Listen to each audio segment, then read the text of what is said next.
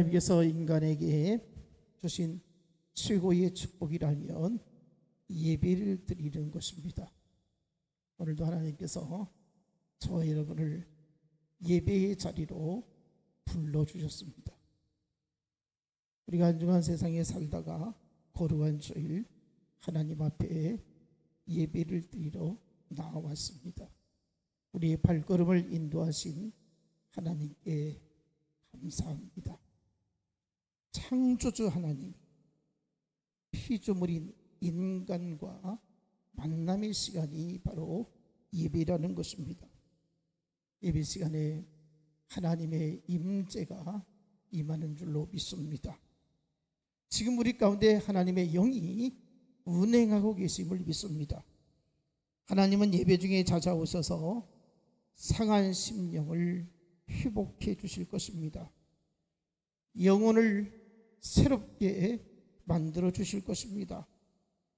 영혼이 잘 되어지고 범사가 형통한 복을 예배 잘 드리면 하나님께서 우리에게 허락해 주실 줄 믿습니다. 여러분, 예배 드릴 때마다 희망을 가질 수 있기 원합니다. 내 인생의 모든 문제가 예배 드릴 때에 치유가 되어지고 회복이 일어나고 지혜를 얻게 하고 하나님이 주시는 은혜 가운데서 살 길을 찾을 수 있는 은혜가 있기를 원합니다. 그래서 예배 드리면 새롭게 힘을 얻어야 할 줄 믿습니다. 지금 기운이 어떤지 모르겠습니다. 세파에 시달려서 인생고에 얼마나 시달리며 살고 있는지 모릅니다. 하나님 앞에 예배 드릴 때에 독수리의 날개치며 올라감 같은 새 힘을 얻기를 바랍니다. 우리 인생은 그렇습니다. 하나님께서 형통한 날과 곤고한 날을 병행하게 만들었다고 말씀을 하고 있습니다. 전도서 7장 14절에 보면 형통한 날에는 기뻐하고 곤고한 날에는 뒤돌아보아라.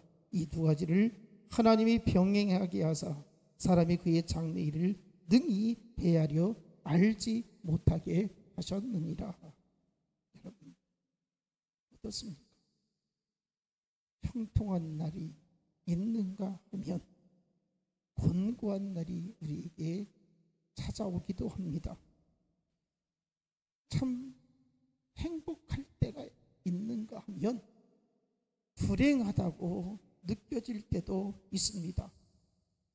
기쁠 때도 있고 괴로울 때도 우리에게 있다는 것입니다.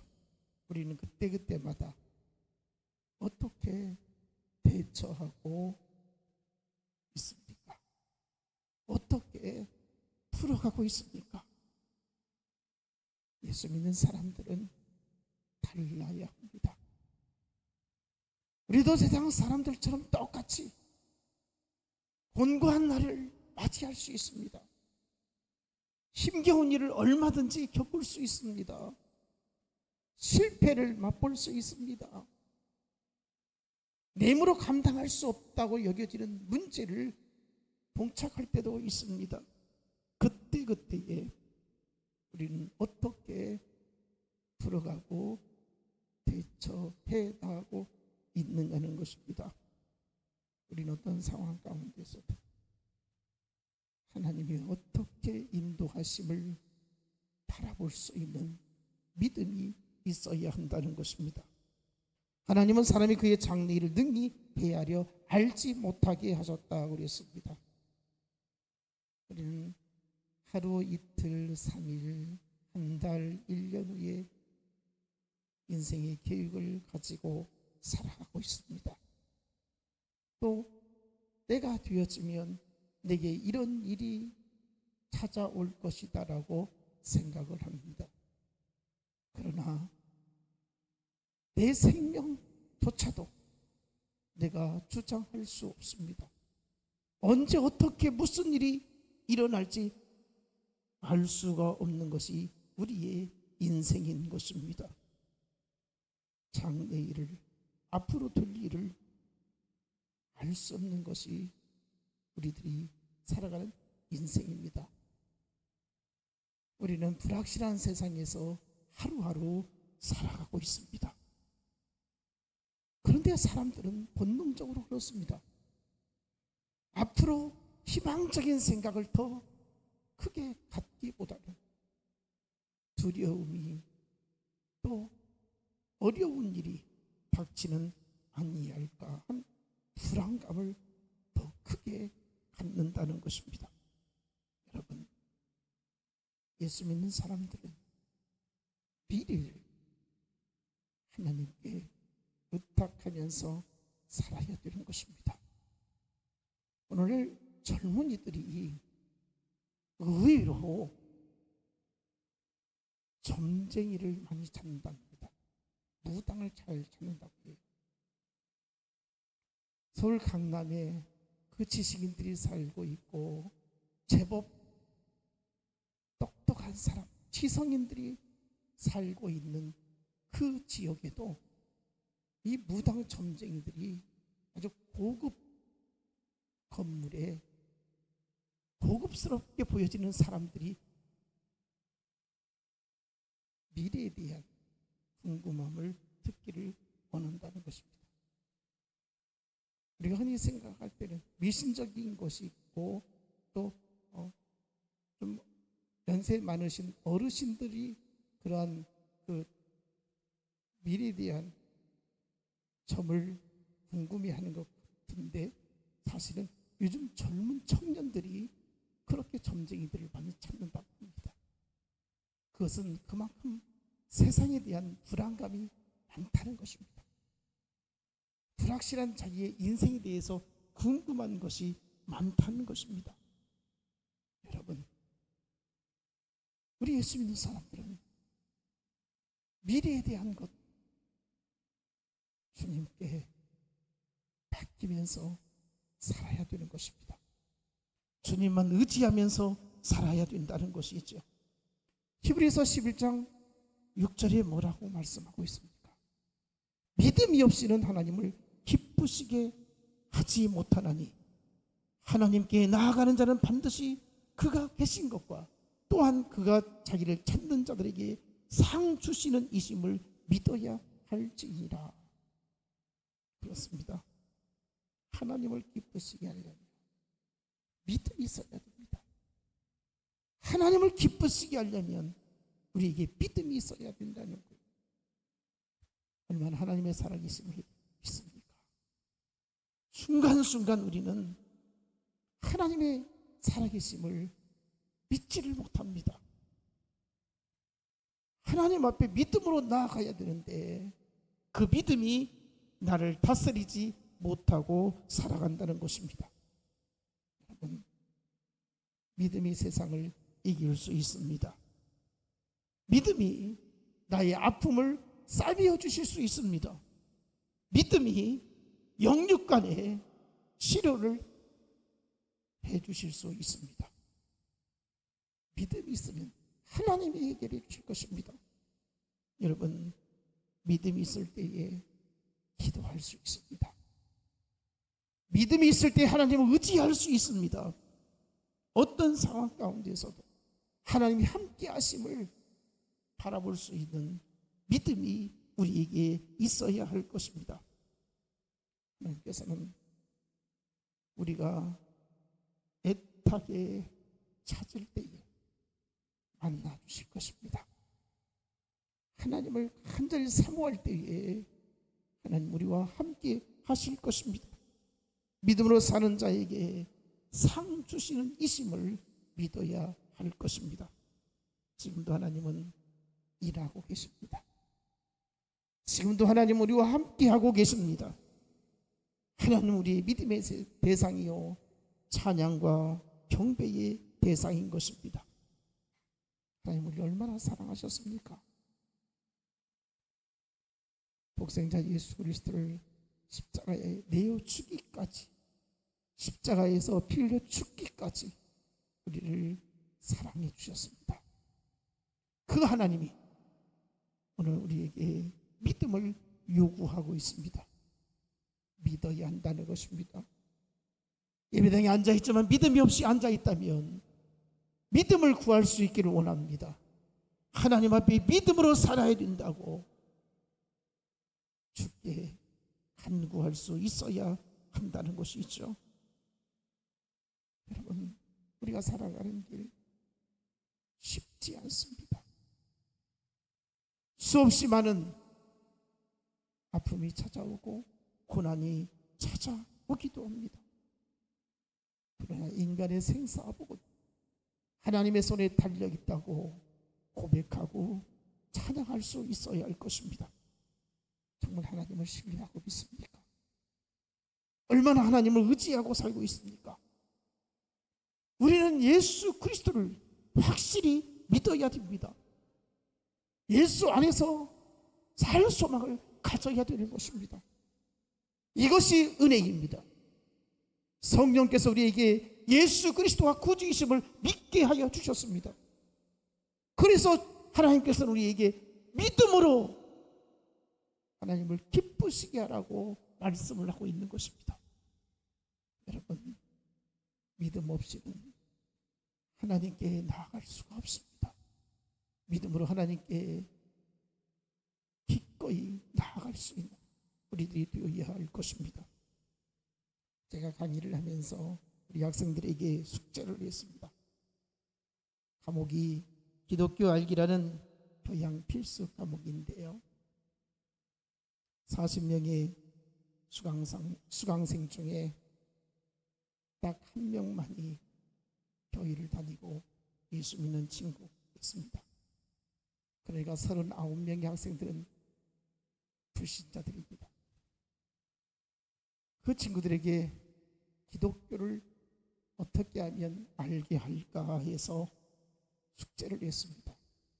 숙제가 무엇인가 하면 교회에 가서 목사님의 설교를 듣고 그것을 정리해서 A4 5매를 작성해서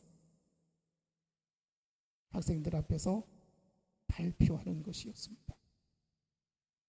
교회를 갈 수 없는 형편인 친구들은 유튜브를 통해서 설교를 듣고 그렇게 작성을 해서 발표하도록 했습니다. 그런데 지난 주간에 4명이 발표했습니다. 그런데요, 한 명은 친구 따라서 교회에 가서 목사님 설교를 듣고 설교를 정리해서 발표를 제법 잘했습니다. 그런데 이 3명의 친구들은 유튜브를 통해서 설교를 작성해서 발표를 하게 되어지는데 그 중에 한 친구가 이런 말을 합니다. 설교를 들어보니까 목사님이 너무나 믿어지지 않는 것을 믿으라고 강요한다는 것입니다. 아무리 생각해도 믿으려고 해도 현실에 맞지 않아서 믿을 수 없더라는 것입니다. 하나도 믿어지지 않는데 왜 이렇게 믿으라고 하는지 이해가 안 간다고 단호하게 그렇게 말을 하는 것입니다. 제가 그 말을 들으면서 참 믿음이 무엇인가, 아이들에게 내가 큰 부담을 줬나, 이런 생각을 하면서 발표한 것에 대한 정리를 하기를, 여러분, 기독교에서 가르치는 성경이 여러분들은 믿어지지 않지만 기독교인들은 이것을 믿는다는 것을 아는 것이 우리 수업의 핵심입니다. 기독교인들은 여러분들이 믿어지지 않는 성경이 믿어진다는 것입니다. 여러분, 그렇습니다. 우리는 성경대로 믿어야 합니다. 성경대로 확실히 이루어짐을 믿어야 된다는 것입니다. 여러분, 우리가 세상 살아가면서 믿어지지 않는 일들이 얼마나 많습니까? 어떻게 그런 일이 일어날 수 있을까 하는 일들이 있습니다. 그러나 그것은 인간의 이성으로 판단하게 되어질 때에 이렇게 저렇게 단정할 수 있습니다. 그러나 신앙은 이해되어서 믿어지는 게 아닙니다. 과거로 증명되어서 믿어지는 게 아닙니다. 깨달아서 믿어지는 게 아닙니다. 성경은, 기독교는 그 자체가 하나님의 말씀이고 생명이기에 믿는 것입니다. 여러분, 우리는 내일을 알지 못합니다. 무슨 일이 일어날지 알지 못합니다. 베드로전서 5장 7절에 너희 염려를 다 주께 맡기라. 이는 그가 너희를 돌보심이다. 이렇게 말씀하고 있습니다. 여러분, 돌봐주신다는 것을 믿는 것이 믿음인 것입니다. 어떻게 돌봐주실까? 여러분, 알 수 없습니다. 하나님은 어떻게 나를 돌보아 주시고, 우리 가정을 어떻게 돌보아 주시고, 우리 교회를 어떻게 돌보아 주시고, 이 나라를 어떻게 돌보아 주실지 우리는 알 수 없습니다. 그러나 돌보아 주심을 믿는 것이 믿음이라는 것입니다. 우리는 믿음이 있습니다마는 염려가 떠날 날이 없습니다. 믿음 있다고 염려가 하나도 없다고 말하는 사람이 누가 있겠습니까? 우리 모두는 믿음이 있지만, 믿음을 가지고 있지만 염려거리도 만만치 않습니다. 사람이기 때문에, 연약한 인간이기 때문에 우리는 늘 염려하고 근심 가운데에 살고 있습니다. 그러나 중요한 것은 하나님 앞에 기도할 수 있다는 것입니다. 기도할 수 있는 것이 우리에게 힘인 것입니다. 여러분, 믿음이 있으면 기도할 수 있기 바랍니다. 힘들면 힘들수록 하나님을 찾을 수 있어야 한다는 것입니다. 우리가 기도할 마음이 없다면 영적으로 심각한 상태에 빠진 것입니다. 예수 믿는 사람들이 믿지 않는 사람과 다른 것이 무엇이 있습니까? 똑같이 인생의 고달픔을 겪으면서 살아갑니다. 그러나 우리 예수 믿는 사람들은 하나님께 나아갈 수 있습니다. 하나님의 도우심을 구할 수 있습니다.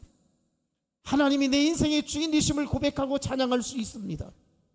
로마서 8장 28절에 우리가 알거니와 하나님을 사랑하는 자 곧 그의 뜻대로 부르심을 입은 자들에게는 모든 것이 합력하여 선을 이루느니라. 하나님이 어떻게 만들어 가실지 모릅니다.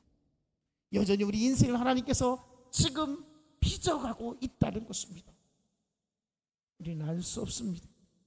하나님의 주권이 어떻게 임할지, 하나님의 섭리가 어떻게 나타날지, 하나님의 능력이 나와 어떻게 역사하실지 우리는 알 수 없습니다.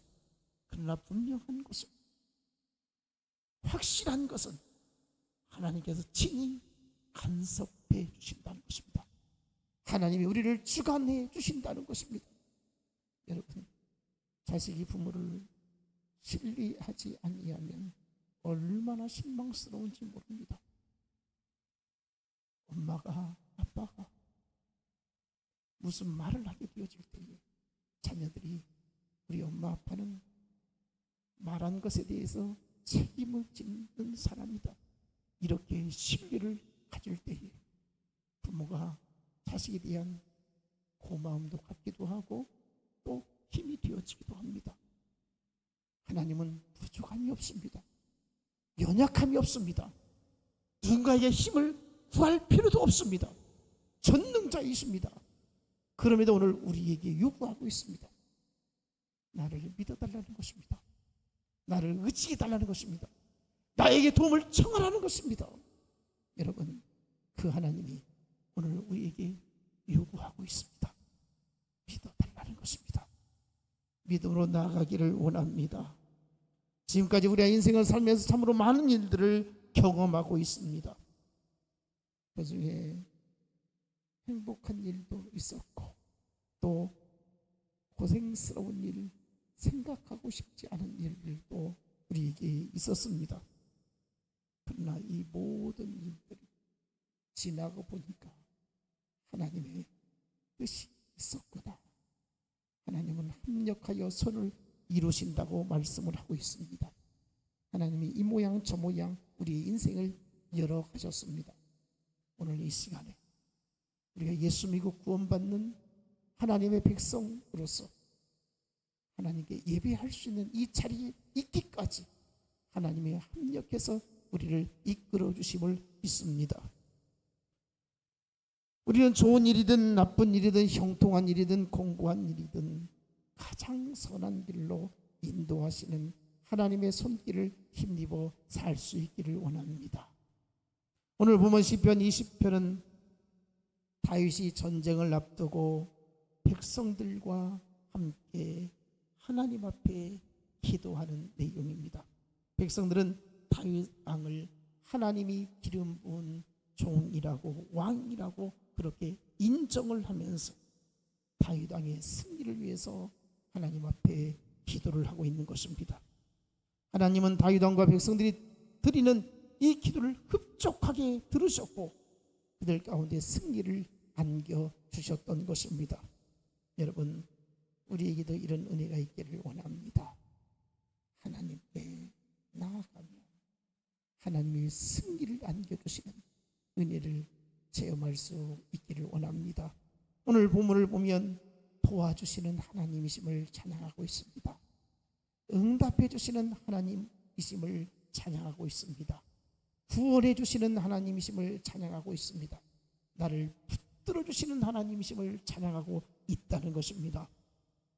오늘 하나님께서 우리에게 이 주신 말씀을 통해서 내 인생에도 하나님의 붙드심이 있기를 소망을 할 수 있기를 원합니다. 여러분, 구해달라, 살려달라, 고쳐달라, 붙들어달라, 구원해달라고 구할 수 있기를 원합니다. 우리에게 부족함이 없는 사람이 아무도 없습니다. 연약함이 없는 사람이 아무도 없습니다. 우리 모두는 하나님의 도우심을 간절히 필요로 하는 사람들입니다. 얼마나 우리의 삶이 연약한 존재인가를 많이 느끼고 살고 있습니까? 하나님께서 저와 여러분의 인생을 두루 살피시기를 원합니다. 오늘 주신 말씀 1절에 뭐라 하겠습니까? 환난 날에 여호와께서 내게 응답하시고 야곱의 하나님의 이름이 너를 높이 드시며, 백성들이 다윗을 위해서 기도하는데 환난 날에 여호와께서 네게 응답하시고 야곱의 하나님의 이름이 너를 높이 드시며. 여러분, 야곱의 하나님이 어떤 하나님입니까? 야곱의 하나님이 어떤 하나님이길래 응답하여 주시고 높이 세워주신다고 이렇게 구하고 있습니까? 하나님은 야곱에게 언약을 맺으셨습니다. 그리고 그의 삶을 인도해 주셨습니다. 야곱이 가는 곳마다 하나님이 함께해 주셨고 지켜주셨습니다. 삶의 여정 속에서 하나님은 야곱의 발걸음을 따라 인도해 주셨습니다. 야곱은 실패도 경험했습니다. 좌절도 경험했습니다. 속임도 당했습니다. 억울함도 당했습니다. 그런 상황 속에서 하나님의 손길은 참으로 놀라웠습니다. 이것을 말하고 있습니다. 야곱의 하나님이 다윗 왕의 가는 길에 함께하기를 원한다고 이렇게 구하고 있는 것입니다. 여러분, 우리 인생길에 하나님이 동행해 주시기를 원합니다. 하나님께서 함께해 주시기를 원합니다. 하나님이 인도해 주시기를 원합니다. 연약할 때마다, 힘들 때마다, 지쳐 있을 때마다 하나님의 손이 여러분을 붙들기를 원합니다. 주신 말씀 2절에 보면 성소에서 너를 도와주시고 시온에서 너를 붙드시며. 성소는 다윗이 시온산에 세운 성막을 말하고 있습니다. 다윗은 여기에 언약궤를 안치하게 됩니다. 언약궤는 하나님의 임재를 상징하는 것입니다. 이 언약궤가 시온의 성막에 모셔졌으니 이 성막으로부터 하나님의 도우심이 왕과 함께 하기를 원한다고 백성들은 하나님께 구하고 있는 것입니다. 여러분, 성소가 오늘날 바로 교회인 것입니다. 언약궤는 하나님의 말씀을 의미합니다. 여러분, 우리는 성소 안에 들어와 있습니다. 그리고 여기에 언약궤가 있습니다. 하나님의 말씀이 있습니다. 오늘 하나님께서 말씀을 통해서 우리를 도와주시고 붙들어 주시는 은혜가 있기를 원합니다. 하나님은 우리를 성소에서 만나는 것을 얼마나 좋아하는지 모릅니다. 저 여러분, 성소에 나오는 자를 하나님이 기뻐하십니다. 하나님은 교회를 통해서 우리에게 복을 주시기를 원하고 있습니다. 이 예배당에 찾아오신 여러분들을 하나님은 귀히 여겨주시고 사랑하시고 가까이 해주십니다. 그 하나님의 손길을, 하나님의 은혜를 힘입기를 원합니다. 하나님의 성소 교회에 나오면 우리는 죄악을 이길 수 있습니다. 시험에서 승리할 수 있습니다. 하나님 아버지를 만날 수 있습니다. 평안을 누릴 수 있습니다. 심령이 강건하여지고 위로를 받을 수 있습니다. 예배당에 나와서 하나님 앞에 예배하면 하늘의 소망을 갖게 되어지는 것입니다. 우리의 삶에 놀라운 변화가 일어날 수 있습니다.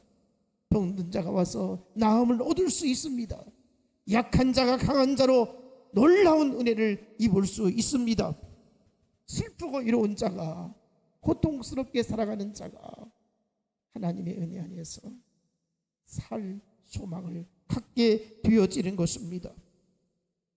여러분, 온갖 죄와 허물이 있어도 하나님 앞에 나오면 예배드리면 하나님께서 우리 가운데에 역사하실 줄 믿습니다. 허물을 사해해 주심을 믿습니다. 용서해 주심을 믿습니다. 새롭게 빚어주심을 믿습니다. 하나님의 새로운 피조물이 되어져서 거룩한 주의 백성으로 살 수 있도록 인도해 주시는 것입니다. 우리가 하나님 말씀을 통해서 풀어가려고, 해결해 가려고 힘쓸 때에 하나님 우리를 불쌍히 여겨주실 것입니다. 여러분, 믿음으로 살려고 힘쓸 수 있기를 원합니다. 하나님께로부터 지혜를 구할 수 있기를 원합니다. 하나님께로부터 살 길을 찾기를 원합니다. 그래서 하나님의 인도하심 따라서 살아갈 수 있기를 축복합니다. 3절 볼까요? 네 모든 소재를 기억하시며 네 번제를 받아주시기를 원하노라. 소제는 곡식으로 드리는 제사입니다. 소제를 드릴 때는 소금을 치게 되어집니다. 소금은 무엇을 말합니까? 변치 않는 것입니다. 깨끗한 것을 말합니다. 시편기자는 환난의 날 정결한 마음으로 곡식을 드리며 소금처럼 변치 않는 헌신을 다짐하게 되었던 것입니다. 또 번제는 짐승을 태워서 바치는 제사입니다. 환난 날에 자신의 인생을 주께 최고의 제물 삼아서 온전히 불살라 드리는 것을 말하고 있습니다. 다윗은 위기의 순간마다 기도함으로 하나님께서 함께 하시는 은혜를 입었습니다. 그런데요, 다윗의 신앙은 소제와 번제를 드리는 신앙이었던 것입니다. 하나님 앞에 늘 고백을 합니다. 거룩하게 살기를 원합니다. 진실하게 살기를 원합니다. 깨끗하게 살기를 원합니다. 나의 허물과 죄를 다 태워서 하나님 앞에 드려지기를 원합니다. 그래서 주님 앞에 신실한 믿음의 사람으로 살기를 원했습니다. 다윗은 하나님 마음에 늘 합한 자가 되었습니다. 하나님 마음에 들었습니다. 그래서 백성들이 다윗이 하나님 앞에 소제와 번제를 그렇게 드렸던 것을 기억하시고 하나님께서 축복해 주시기를 간구하고 있는 것입니다. 여러분, 하나님 앞에 우리는 어떻게 살고 있습니까? 얼마나 하나님 앞에 재물이 되어지고 있습니까? 얼마나 거룩한 재물이 되어지고 있습니까? 하나님 받으시는 합당한 재물이 되어져서 하나님이 기뻐하시는 제사가 오늘도 우리가 드리는 이 예배가 되기를 원합니다. 본문 4절 5절 볼까요? 내 마음의 소원대로 허락하시고 내 모든 계획을 이루어 주시기를 원하노라. 우리가 너희의 승리로 말미암아 계가를 부르며 우리 하나님의 이름으로 우리의 깃발을 세우리니 여호와께서 내 모든 기도를 이루어 주시기를 원하노라. 다윗 왕과 이스라엘 백성들이 가진 마음의 소원이 무엇이었습니까? 임박한 전투에서 승리의 계가를 부르는 것입니다. 하나님의 백성이 이방 족속에게 짓밟히지 않는 것입니다. 하나님의 영광을 바라보는 소망이 있었던 것입니다. 하나님은 우리에게 소원을 주십니다. 하나님의 영광을 나타내기를 원하는 소원이 있다는 것입니다. 여러분, 우리가 잘못되어지면 하나님을 욕되게 하는 것입니다. 우리의 마음속의 소원이 무엇입니까? 하나님을 위해서 살아야 되는데, 교회를 위해서 살아야 되는데, 내 소원이, 내 계획이 하나님께 어떻게 되어질까? 하나님의 기쁨이 되어져야 되는데, 하나님의 뜻이 이루어져야 되는데, 이 생각을 가져야 되지 않겠습니까? 다윗은 늘 그랬습니다. 하나님의 소원을 이루어드려야 되는데, 하나님의 소원과 다윗의 소원이 하나가 되어졌던 것입니다. 여러분, 하나님의 소원 꼭 이루어드리기를 원합니다. 내 소원이 하나님의 소원과 하나 되기를 원합니다.